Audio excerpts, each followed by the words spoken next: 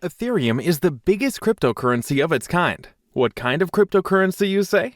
Well, the kind that gives you the power to program on it. It is second only to Bitcoin in terms of market cap, but thanks to its implementation, it has a ton of more use cases. To really recognize Ethereum for what it is though, you need to understand a few things first. So let's get started. Let's begin with a brief history of Ethereum. As it happens, Ethereum was originally a gamer's idea. Its creator, Vitalik Buterin, apparently came up with the idea for Ethereum when he lost an in-game item in World of Warcraft, a popular game in its day. The cause was a glitch in the system, a centralized server under the control of a single body. What happened to Vitalik highlighted a flaw in its system, so he went on to make an immutable system which could defeat that flaw. His creation, Ethereum, had its initial coin offering in 2014 and raised $18 million in a matter of 6 weeks. The network then officially came online in 2015. Through the years, Ethereum has become number one in the altcoin world, basically the top of any cryptocurrency outside of Bitcoin. Although it had its problems, everything ran relatively smoothly until the Ethereum fork took place. So you're probably wondering, what is the fork? Specifically, this refers to the fork of Ethereum into two separate blockchains, Ethereum Classic and Ethereum. But why did Ethereum split into two? Well, long story short, there was a huge hack where a large amount of funds were stolen in 2016.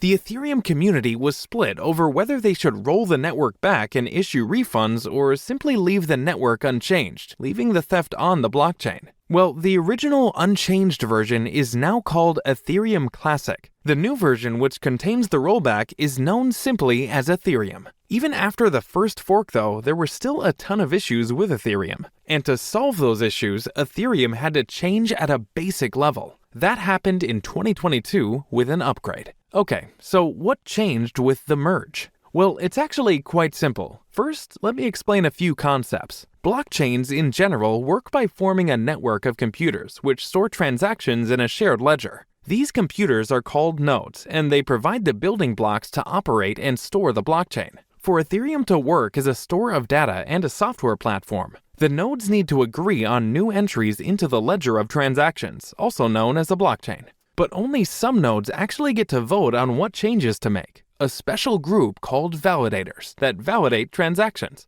In Bitcoin, validators used raw computational power to validate transactions. It was known as proof of work. Yet in this new Ethereum version, validators instead put up a stake or collateral in the form of Ethereum tokens in order to be eligible for the position. As such, this system is called proof of stake. Proof of stake was one of the biggest improvements for Ethereum in the merge. It made things much more efficient than they used to be. But don't let all this talk about transactions fool you. Ethereum is more than just a simple old ledger for transactions like Bitcoin. You see, the thing about Ethereum is that it's actually a programming platform. Moving on, let's introduce smart contracts. Smart contracts are at the heart of what made Ethereum so powerful when it was conceived. To illustrate, here is an example of what a smart contract does. Let's say you want to exchange Bitcoin for Ethereum. You have the Bitcoin and John has the Ethereum you want, but you both want to be sure that nobody gets fooled and everything stays above board. So you get a smart contract to act as a trusted middleman. You get a wallet address and set up a smart contract. As such, you program the smart contract to only release Bitcoin once John has transferred his Ethereum into that wallet address. Once you have both transferred your assets into the wallet address, the smart contract releases your respective funds. Now, that was a rather simple use case. Smart contracts can be used for a lot more than being a middleman. So what else can smart contracts be used for? In fact, you can build entire apps on it. This includes apps like games, exchanges, utilities, and much more. Since these apps are based on code that isn't controlled by any central body, they are called decentralized apps, or dApps for short. dApps would absolutely not be possible unless there were smart contracts underneath them.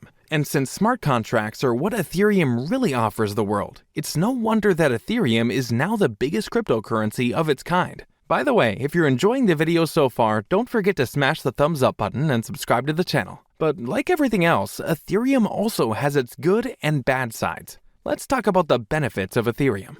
The most obvious benefit is that Ethereum has grown to become the biggest altcoin. The biggest thing Ethereum has going for itself is momentum. It has been at the top of the food chain for a while, maintaining premier status through the highs and lows of the market. And if you're familiar with crypto, you know the market's lows can get pretty brutal. So it's really something that Ethereum is still as popular as it is. Another benefit is that Ethereum has the biggest community. It gives Ethereum unwavering support and even includes people who have invested in and built dApps on its ecosystem. This community is the real reason why Ethereum is still being talked about today. If people did not have trust in Ethereum, its price would have plummeted against the competition's onslaught and the world would have moved on to newer technologies. But we'll talk about those newer technologies in just a moment. Another advantage is that it's also getting more efficient. As I mentioned before, Ethereum has had plenty of issues, and two of them were scalability and speed problems. It was particularly notorious for its staggeringly high gas fees, basically caused by bidding for their transactions to be completed first. Ethereum fees can go anywhere from a couple to tens of dollars, depending on the platform you're using. Accordingly, Ethereum has announced scalability solutions, mainly something they are calling danksharding.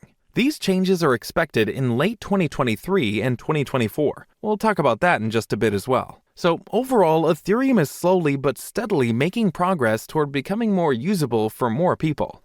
But it begs the question, what are the downsides of Ethereum? Well, first off, it is getting some really tough competition.